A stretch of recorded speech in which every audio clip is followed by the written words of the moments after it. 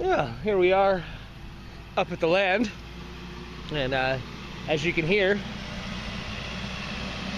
here comes the first actual thing being done. In the truck, just as soon as I leave it in there, somebody will call. Oh yeah, understood.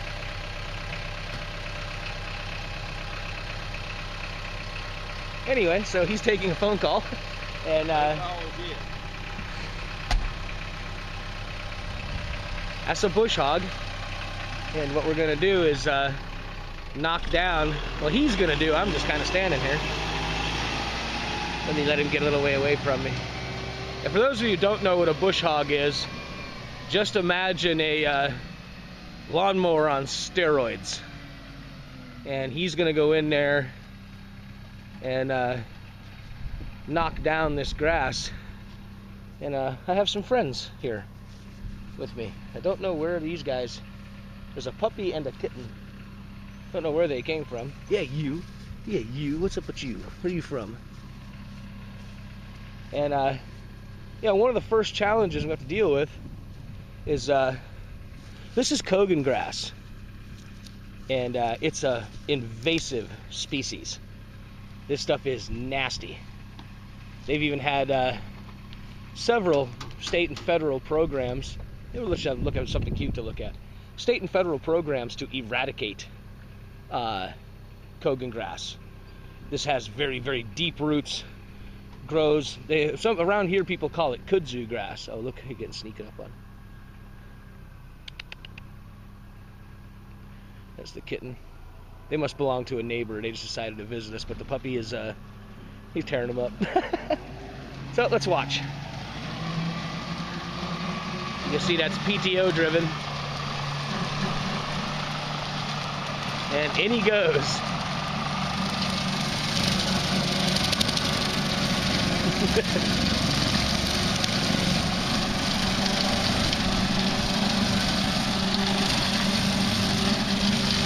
And we'll get him, let him get ahead of us a little bit, and then we'll follow him. But where we're walking now, where the bush hog has been, you know, the grass is cut down, but the what it leaves behind is still a good 8 inches deep. So you can see this grass. Here, let's show you the tractor. Give you an idea how deep that grass is.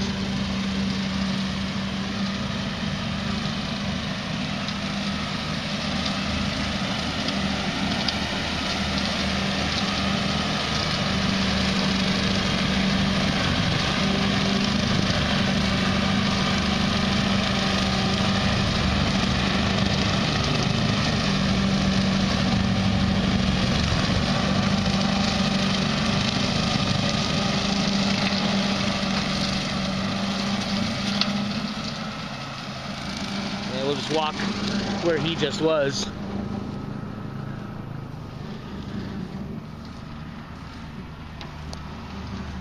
And what we're doing here, well, it's pretty dang obvious. We are clearing out where the buildings are going to go. Building at this point. This is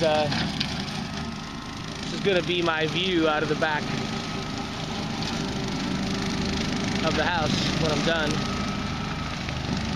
And I gotta knock all this down. And what I'm gonna do, there's some trees, there's some pines and whatnot. We're gonna tuck the house in and among these pines. So that's what we're gonna do here. We're gonna clear probably, I'd imagine, about half an acre. And it's gonna let me get in that squaggle bush there. We're gonna stop right at where these bushes are and get down in here. You'll see, I'll pull it back on when he gets a little closer. Maybe I'll show you when he hits one of these little 10 or 12 foot pines.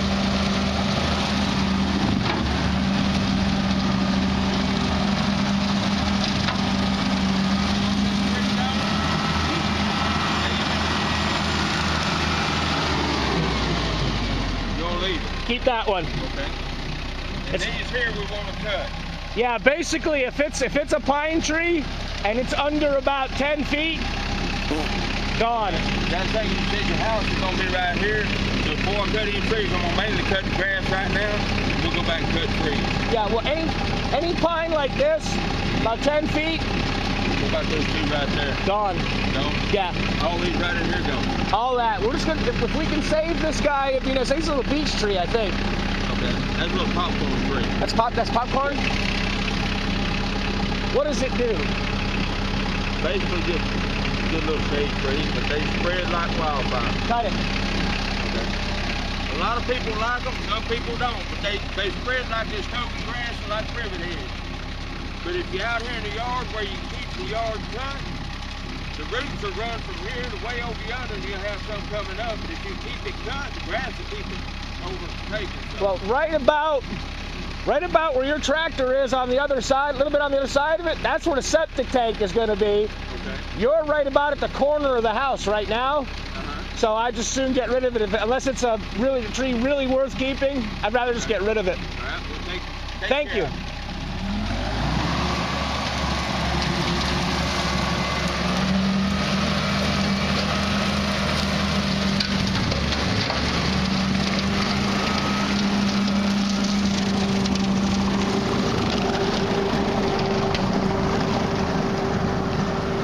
And as you see that bush hog,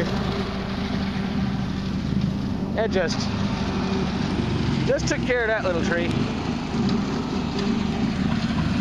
All right.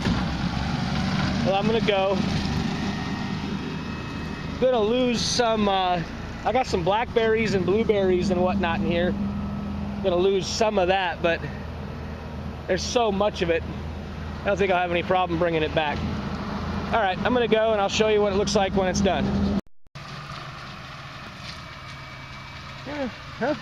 You can see him in there doing his work, and we're on the border over here. What I'll do is just we're making sure that we keep the larger trees, even though they're pines. They will offer a little bit of summertime shade, at least in what'll be, you know, eventually the front yard. Right now, the goal is to clear enough to begin the building process and not worry too much about trying to make, you know, acres of pretty land. Just get the house built, get going. So let's go and let's see how he's doing. The neighbor, just in case you're wondering, the property line, I have a neighbor right there, and this is the property line right here. This is where my electricity will come from at that pole. So you can't probably see it in the camera, but the other property line is right, the other peg is right about there. So everything on this side here is actually mine. That's what I'm gonna put my driveway, is right here. So this will be the only mowed grass I have for now. And again, trying to preserve all the privacy I can.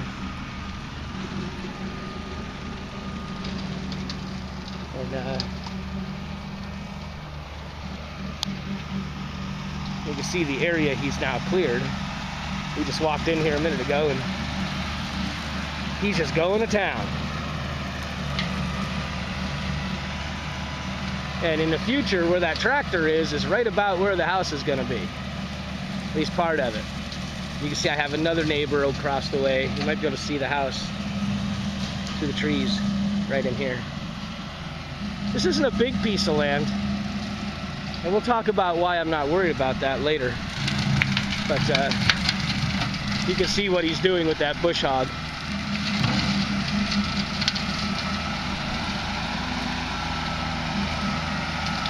He's clearing right around those larger trees. And you can see the clearings here. You know, and we're leaving some. Not gonna take them all out just yet.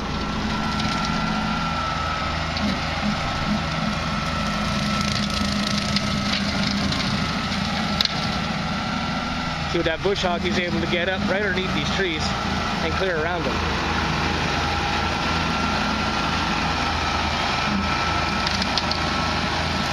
Anyway, in the future,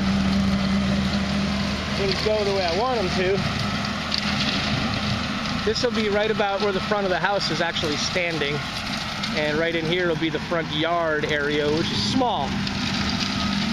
Not interested in having a big front yard. And where he's going now is right about where the septic system is going to be.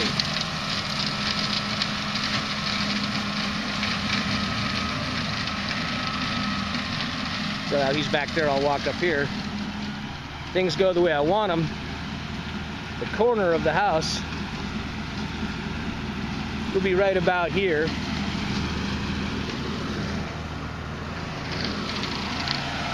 Not to make you sick. That'll be the view, if you will, looking out over the majority of the property. And then right about there, about 15 feet in front of me, is where the septic tank will be set. Obviously, it's got to be so far away from the house, yada, yada, yada. And the leach lines will be right about where he is. Now, I'm going to do my best to film this whole process. But getting rid of that Kogan grass is a big deal. And one of the great things about living in Mississippi is everybody's just dynamite to work with. I've been actually had to stop talking. He and I started talking, and we weren't getting any work done. We were laughing because we were just having a good time hanging out and talking about different things, people's families, you know, how's your mama doing, all that kind of thing. And the cost of this, you know, we're going to talk about, in this series of videos, we're going to talk about cost. That machine he's riding is about a $14,000, $15,000 machine. The rentals, if you can get them, as you might imagine, renting a bush hog, some places rent them, but not very many, and it's a piece of machinery you really got to keep up. It's a dangerous piece of machinery, so that's simple. So, you know, the rentals can be interesting and expensive when you do get them rented. And he's going to do what you'll see. He's going to do what you'll see for $150. And we'll see if when he gets done and takes off, if y'all think it was worth it. Me, I know it. There's no way I could do a job like this with a lawnmower. And keep in mind, this is actually being done, just so we can date this. I'm shooting this video in early November of 2013. When I came here to do the soil test, the grass was actually about a foot taller. I'm 6'1", and it was well up and above my belly button. You know, so you're not going to take your little 22-inch mower from Sears and cut this grass. It's not going to happen. You need a machine like that. All right, well, that's getting boring, so I'm going to sign off, and we'll come back when he's giving me my money's worth. You see here, he's going to try to be real careful, because this tree right here, that's a pecan tree. And I'm gonna try my best to hang on to that guy. And what he's doing is he's backing the bush hog down, because while I'm standing on my land, I'm actually standing on my own border right now. The neighbor behind me has done a really good job of keeping this area mowed, even though it's not his. So the way the bush hog throws the debris, you can see it there. It throws it off to the driver's side. So he backed down there so he didn't throw too much garbage all over, you know, the nicely kept lawn that my neighbor here has been doing. So this has just been a lot of fun to watch. And of course, that bush hog has, you know, made some pretty quick work of, you know, these aren't huge trees, but they're not tiny either. No problem with cutting those. And of course, I'm going to do my best to nurture this pecan and see what happens. But there's really not much else here worth saving, because the bottom line is if it doesn't give me food or feed animals or something like that, if it doesn't have a use, I'm not going to keep it. I'm going to try and get rid of it. I'm not going to keep much just for nice looking.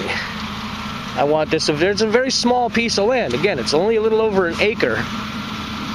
So, you know, I'm not trying to be a landed squire here. I'm trying to get as much out of the property as I can. And eventually, someday, I hope to,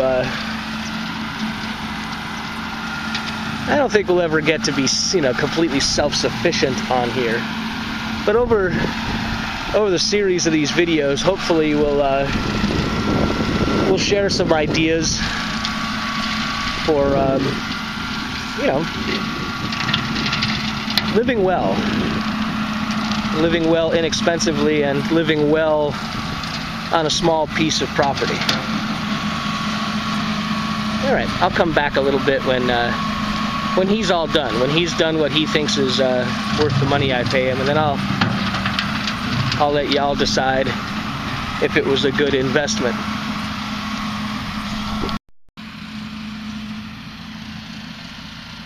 Just want to show you this.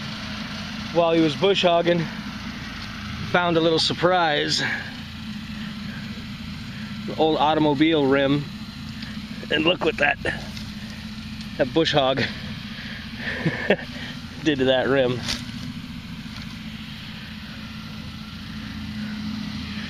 Small surprise that the bush hog just rips through 3-inch diameter trees with no trouble, huh? And it was funny, he hit it, man, I heard the sound from about 50, 60 yards away, and he just picked up the blade and kept right on going. And he's still at it. Pretty cool. Yeah, he's done his work, and he's gonna run up there and put that machine back on his trailer. And